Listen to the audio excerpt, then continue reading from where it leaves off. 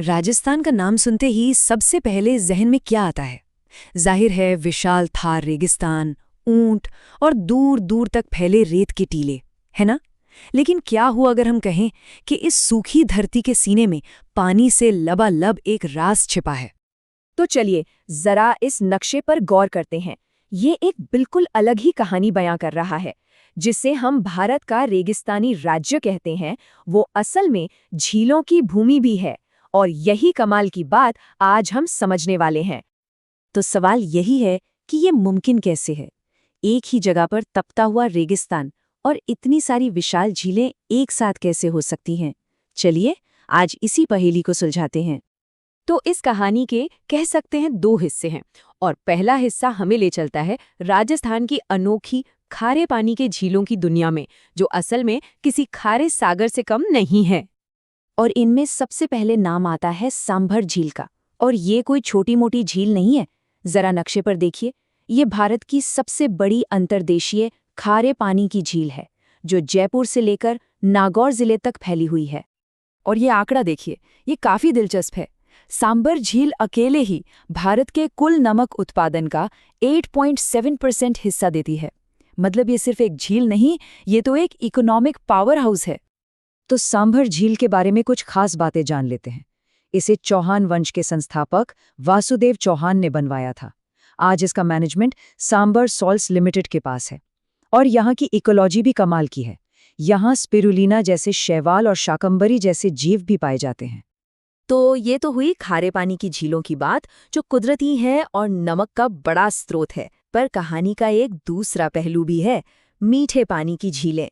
ये अक्सर इंसानों की बनाई हुई हैं और सच में जीवन का स्रोत है। तो चलिए अब उधर का रुख करते हैं। अच्छा, तो अब बात करते हैं उन मीठे पानी के नगीनों की, जो इंसानी सोच और मेहनत का एक बेहतरीन नमूना है। ये सिर्फ झीलें नहीं हैं, ये तो रेगिस्तान के बीचों बीच बनाए गए खूबसूरत नखलिस्तान हैं। और इस लिस्ट में सबसे ऊपर है उदयपुर की जयसमंद झील, जिसे ढेबर झील के नाम से भी जाना जाता है। यह झील सदियों पुरानी इंजीनियरिंग का एक जीता जागता सबूत है। और जानते हैं इसकी सबसे बड़ी खासियत क्या है? ये राजस्थान की सबसे बड़ी आर्टिफिशियल मीठे पानी की झील है। सोचिए जरा, एक ऐसी झील जो कुदरती नहीं बल्कि इंसानों ने बनाई है, और वो भी इतने बड़े स्केल पर।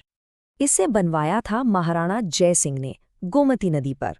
और पता है, जो बात इसे और भी खास बनाती है वो है इसके 7 द्वीप, जिनके नाम भी बड़े प्यारे हैं, जैसे बाबा का भांगड़ा और प्यारी। ये झील आज भी शामपुरा और भाट नहरों के जरिए इस पूरे इलाके की लाइफलाइन है। चलिए अब उदयपुर से निकलते हैं और नक्शे पे चलते हैं सिरोही की पहाड़ियों की तरफ। यहाँ बसी है एक और अनोखी मीठे पानी की झील, नक्की झील। ये सिर्फ अपनी खूबसूरती के लिए ही नहीं, बल्कि अपनी ऊंचाई और इससे जुड़ी कहानियों के लिए भी बहुत मशहूर है। ये है राजस्थान की सबसे ऊंचाई पर मौजूद झील, जो माउंट आबू की खूबसूरत पहाड़ियों के बीच है। इसकी लोकेशन ही इसे बाकी सभी झीलों से एकदम अलग बना देती है। इसके पीछे की कहानी भी बड़ी दिलचस्प है। कहते हैं कि देवताओं ने इसे अपने नाखूनों से खोदा था, इसीलिए इसका नाम नक्की पड़ा। ये राजस्थान की इकलौती झील है जो सर्दियों में जम जाती है, और इसके चारों तरफ टॉड रॉक और नन रॉक जैसी गजब की चट्टानें हैं। हमारी अगली मंजिल हमें ले चलती है राजसमंद जिले में। यहाँ की राजसमंद झील सिर्फ अपने पानी के लिए नहीं, बल्कि अपने किनारों पर लिखे गए इतिहास के लिए जानी जाती है, जो इसे वाकई में सबसे अलग बनाता है। इसके किनारे पर मौजूद है राज प्रशस्ति, यानी राजा की प्रशंसा में लिखा गया एक लेख। और ये कोई मामूली लेख नहीं है, ये दुनिया का सबसे बड़ा शिलालेख है, जिसे 25 काले संगमरमर की शिलाओं पर तराशा गया है। सच में ये इतिहास और पानी का एक बेजोड़ संगम है। तो अब हम पहुंच गए हैं अपनी कहानी के उस पड़ाव पर, जो राजस्थान की इस पानी वाली पहचान का सबसे बड़ा सबूत है, उदयपुर, जिसे झीलों का शहर भी कहा जाता है। अब जरा इस नक्शे को देखिए, साफ पता चल रहा है ना कि उदयपुर को ये नाम क्यों मिला है। यहाँ तो एक ही जगह पर झीलों का पूरा जाल बिछा हुआ है। देखिए, पिचौला से लेकर फतेह सागर, फिर उदय सागर, स्वरूप सागर, ये सब झीलें मिलकर एक पूरा सिस्टम बनाती हैं। और पास में ही विशाल जयसमंद भी है। ये सब मिलकर ही तो उदयपुर को वो शहर बनाते हैं जिसकी पहचान ही पानी से है। तो हमने इतनी सारी झीलों की सैर तो कर ली, पर सवाल ये है कि आखिर ये झीलें इतनी खास क्यों हैं? ये सिर्फ पानी के बड़े बड़े तालाबों से ज्यादा क्या हैं? इसका जवाब हमें 3 वजहों से मिलता है। पहला, आर्थिक तौर पर ये नमक, टूरिज्म और सिंचाई के लिए जरूरी हैं।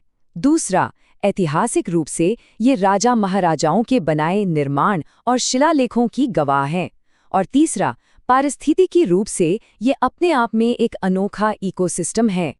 तो कुल मिलाकर बात ये है कि ये सिर्फ पानी के गड्ढे नहीं हैं, ये झीलें तो राजस्थान का दिल हैं, जो इसके इतिहास, इसकी अर्थव्यवस्था और इसकी कुदरत को एक साथ जोड़कर धड़कती हैं। और ये पूरी कहानी हमें एक बहुत ही दिलचस्प सवाल के साथ छोड़ जाती है। अगर एक रेगिस्तान अपने अंदर इतने सारे पानी के खजाने छिपा सकता है, तो सोचिए भारत की इस विशाल भूमि में और न जाने कितने अनदेखे चमत्कार हमारी खोज का इंतजार कर रहे होंगे।